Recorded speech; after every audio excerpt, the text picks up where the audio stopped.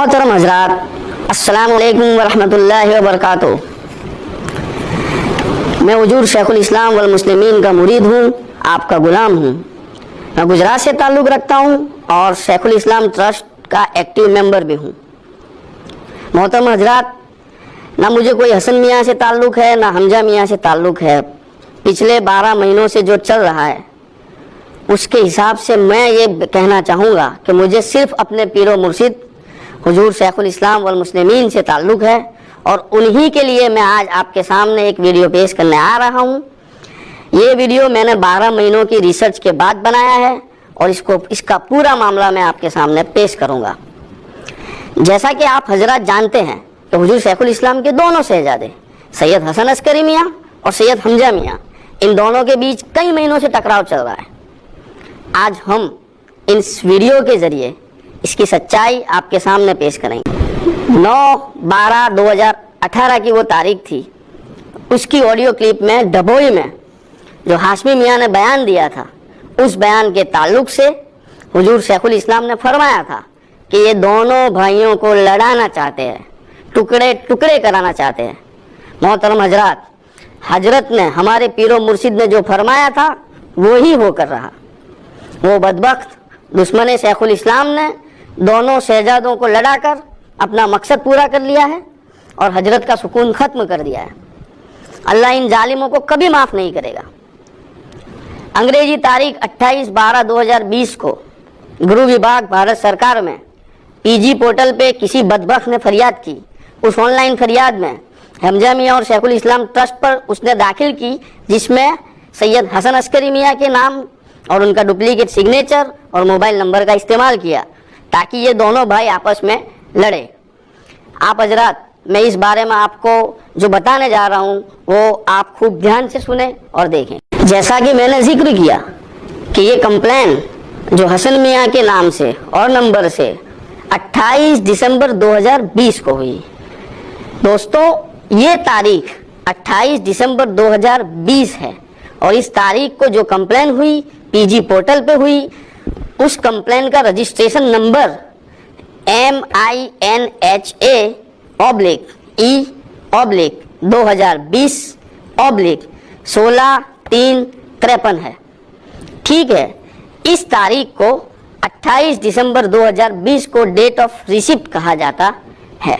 इस तारीख को हसन अस्करी के नाम से किसी ने फेक कंप्लेन की और इसके साथ जो लेटर अटैच किया गया, जो कागज़ अटैच किया गया, उस कागज़ में तारीख लिखी गई 19/12/2019। अब ये ऐसा बता रहे हैं कि देखिए हजरत, तारीख जो है 19/12/2019 है, यानी इसी तारीख को ही 2019 को कंप्लेन हुई, जबकि ये बात सही नहीं है। जैसा कि मैं आपको व्हाट्सएप पे अस्सलामु अलैकुम लिखता हूँ और उसके नीचे तारीख लिखता हूँ 19 दिसंबर 2019 और उसको आज 2021 में मैं आपको सेंड करता हूँ, तो क्या मेरा वो सलाम 19 दिसंबर 2019 का हुआ या आज 2021 का हुआ? बिल्कुल इसी तरह मैं हसन मियाँ का कोई फ़ोटो लेता हूँ या हमजा मियाँ का कोई फ़ोटो लेता हूँ और उसको फेसबुक पे मैं अपलोड करता हूँ और फेसबुक पे मैं तारीख लिखता हूँ 15 अगस्त 1947, जिस दिन भारत आज़ाद हुआ था। यौम आज़ादी का दिन का मैंने नंबर लिख दिया, वो डेट लिख दी और मैंने उसको आज 2021 में सेंड की। तो क्या इसका मतलब ये हुआ कि हमजा मियाँ का वो फ़ोटो या हसन मियाँ का वो फ़ोटो 15 अगस्त 1947 का हुआ? आप कहेंगे नहीं, ये तो आपने 2021 में सेंड किया है। बिल्कुल उसी तरह मैं ईमेल करता हूँ सैयद हमजा अशरफ को। शेखुल इस्लाम ट्रस्ट गुजरात में चल रहे एक मामले के बारे में मैं कंप्लेन करता हूँ। इस कंप्लेन की मैं तारीख लिख रहा हूँ 19 दिसंबर 2019 और इसको मैं आज 2021 में सेंड कर रहा हूँ। तो क्या ये कंप्लेन 19 दिसंबर 2019 की हुई या फिर आज 2021 की हुई? आप कहेंगे कि ना, जिस दिन आपने कंप्लेन की उसी दिन को कंप्लेन गिनी जाएगी। बिल्कुल उसी तरह ये जो कंप्लेन हुई है शेखुल इस्लाम ट्रस्ट और सैयद हमजा अशरफ के खिलाफ, ये कंप्लेन 28 दिसंबर 2020 को हुई है। बहुत आसान है समझना। अगर आप इसको मजीद समझना चाहे तो आप किसी भी महकमे में जाए, किसी भी डिपार्टमेंट में जाए और आप पूछ सकते हैं कि डेट ऑफ रिसिप्ट क्या है, वो यही कहेगा कि जिस दिन आपने कंप्लेन की उसी दिन को डेट ऑफ रिसिप्ट कहा जाता है। अगर आज आप आरटीआई करते हैं और मामला 2 साल पहले का है, आरटीआई आप आज कर रहे हैं, तो डेट ऑफ रिसिप्ट आरटीआई की डेट यही होगी। पीजी पोर्टल पे आप कंप्लेन कर रहे हैं, 2020 का मामला है या 2019 का है, 2018 का है या आज से 50 साल पहले का है, तारीख 2021 ही आएगी क्योंकि आपने 2021 में कंप्लेन की है। बिल्कुल उसी तरह एफआईआर, आप पुलिस स्टेशन में एफआईआर करेंगे, चाहे मामला आपका केस 5 साल पहले का हो, एफआईआर जिस दिन दर्ज की, एफआईआर की तारीख, डेट ऑफ रिसिप्ट वही गिनी जाएगी। बिल्कुल साफ सुथरा ये है। तो ये तय हुआ कि 28 दिसंबर 2020 को किसी ने हसन मियां का नाम और नंबर इस्तेमाल करके फेक कंप्लेन की। बिल्कुल उसी तरह की कंप्लेन सैयद सकलैन अशरफ के नाम से की गई। ये कंप्लेन हाशमी मियां और दीगर हजरात की हाजिरी में एक मजलिस में की गई, जिसका मकसद ये था कि पीजी पोर्टल पर किसी भी मियां के नाम से कंप्लेन की जा सकती है, उसको साबित करना था। गोया सैयद सकलैन मियां के नाम से फेक कंप्लेन हुई, बिल्कुल उसी तरह हसन मियां के नाम से फेक कंप्लेन हुई। गवर्नमेंट की नज़रों में इस तरह की फेक कंप्लेन को आइडेंटिटी थेफ्ट कहा जाता है। भारत के अंदर 12 महीनों में 2.5 करोड़ से ज़्यादा आइडेंटिटी थेफ्ट यानी शनाख्त की चोरी के केसेस हुए हैं। उन केसेस में हसन मियां का नाम लेकर की गई फेक कंप्लेन और सकलैन मियां का नाम लेकर की गई फेक कंप्लेन दोनों शामिल है। तो ये साबित हुआ कि 28 दिसंबर 2020 को हसन मियां के नाम से किसी ने फेक कंप्लेन की। अगरचे ये कंप्लेन फेक हुई, फिर भी होना तो ये चाहिए था कि जो अक़दामात उठाने हैं इस दिन के बाद से उठाए जाते, लेकिन यहाँ पे उल्टा हुआ है। जिस दिन ये कंप्लेन हुई 28 दिसंबर 2020, इसके 70 दिन पहले 20 अक्टूबर 2020 से फैसले लेना शुरू हुए। 20 अक्टूबर 2020 हसन अस्करी मियां को बुलाया गया और उनसे सज्जादगी का इस्तीफा लिया गया। 23 अक्टूबर 2020 इस दिन मुहद्दिस आजम मिशन तहलील हुआ। इस दिन भी ये कंप्लेन नहीं हुई थी। 10 नवंबर 2020 इस दिन सैयद हसन अस्करी मियां की सज्जादगी से इनको हटाने के ऐलान हुए और सारे फैसले लिए गए। इस दिन भी ये कंप्लेन नहीं हुई थी। 24 दिसंबर 2020 हजरत का लाइव बयान आया और उस लाइव बयान में हजरत ने सभी फैसलों का ऐलान किया और एफआर दिखाई गई। उस दिन भी ये कंप्लेन नहीं हुई थी। 27 दिसंबर 2020 जिस दिन फेसबुक पर हमजा मियां ने फाइनल रिपोर्ट की कॉपी और उसकी एनवेलप को अपलोड किया, उस दिन भी ये कंप्लेन नहीं हुई थी। गोया जो फैसले लेना शुरू हुए वो तमाम फैसले इस कंप्लेन से होने से पहले लिए गए। सबसे पहला फैसला इस कंप्लेन के 70 दिन पहले लिया गया। मिशन को तहलील करने का फैसला इस कंप्लेन होने के 66 दिन पहले लिया गया। हसन अस्करी मियां को सज्जादगी से हटाने का ऐलान ये कंप्लेन होने के 48 दिन पहले किया गया। फाइनल रिपोर्ट इस कंप्लेन होने के 4 दिन पहले अनाउंस हुई। फाइनल रिपोर्ट फेसबुक पे अपलोड ये कंप्लेन होने के 1 दिन पहले हुई।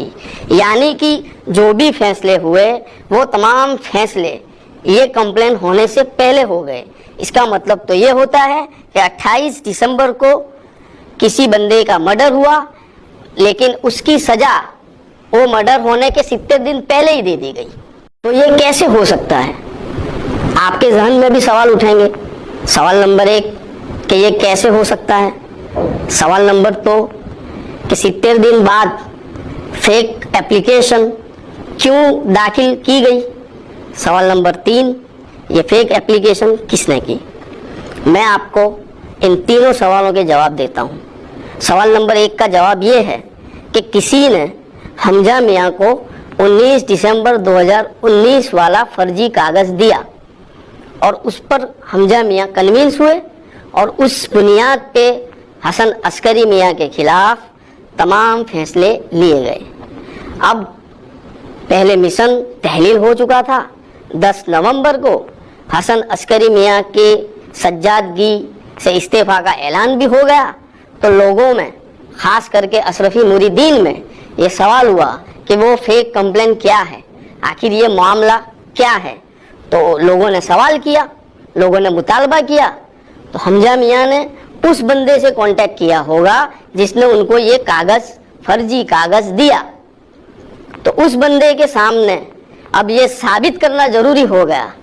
हुजूर शेखुल इस्लाम हमजा मियाँ और अशरफी मुरीदीन को समझाने के लिए, मुतमईन करने के लिए कि ये कंप्लेन हुई है, उसने 28 दिसंबर 2020 को हसन अस्करी का नाम और नंबर इस्तेमाल करके फेक कंप्लेन दाखिल कर। ये हुआ दूसरे सवाल का जवाब। अब तीसरा सवाल ये है कि ये कौन कर सकता है। मेरी तहकीक के मुताबिक जिसने इस फेक एप्लीकेशन को सबसे पहले मंजर आम पर वायरल की, उसी ने ये फेक एप्लीकेशन की होगी। क्योंकि जब कोई भी बंदा पीजी पोर्टल पे कोई भी कंप्लेन करता है तो उसका रेफरेंस नंबर और उसका पासवर्ड सिर्फ उसी को पता होता है। तो जिस बंदे ने सबसे पहले इस कंप्लेन को वायरल की, वही बंदे ने इसको कंप्लेन को ऑनलाइन दर्ज कराई होगी।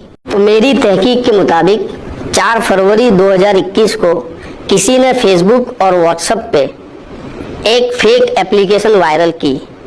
इस फेक एप्लीकेशन में उसने तारीख में तब्दीली की, 2020 की जगह पे 2019 कर दिया।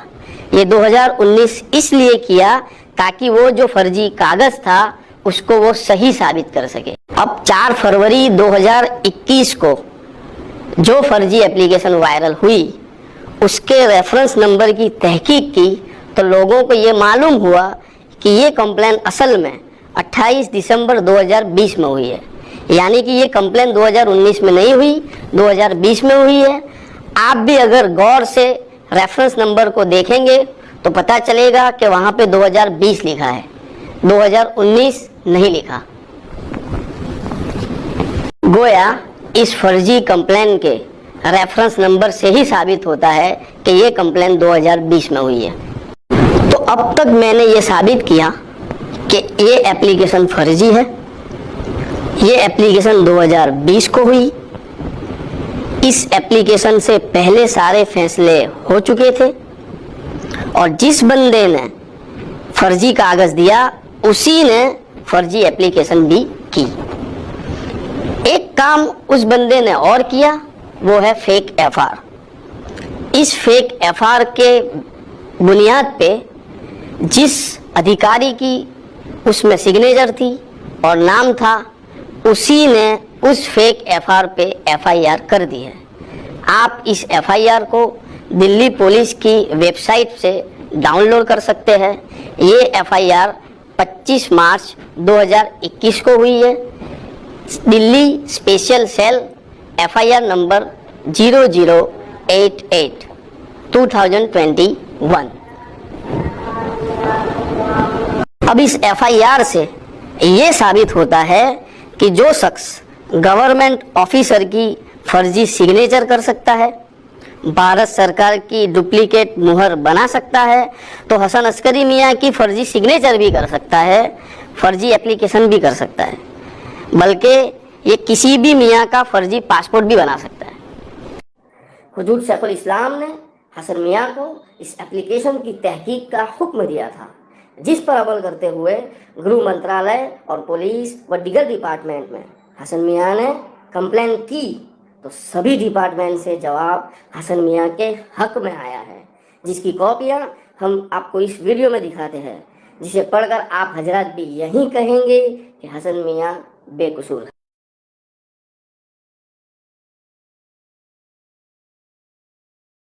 दोस्तों, मेरा ये वीडियो बनाने का मकसद ये है कि सच्चाई सामने लाई जाए।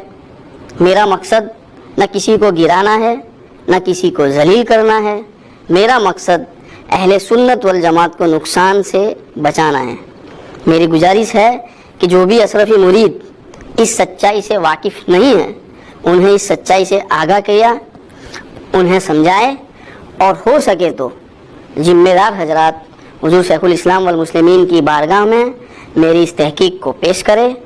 बेशक सुलह कराना रसूलुल्लाह सल्लल्लाहु अलैहि वसल्लम की सुन्नत है। खुदा हाफिज़।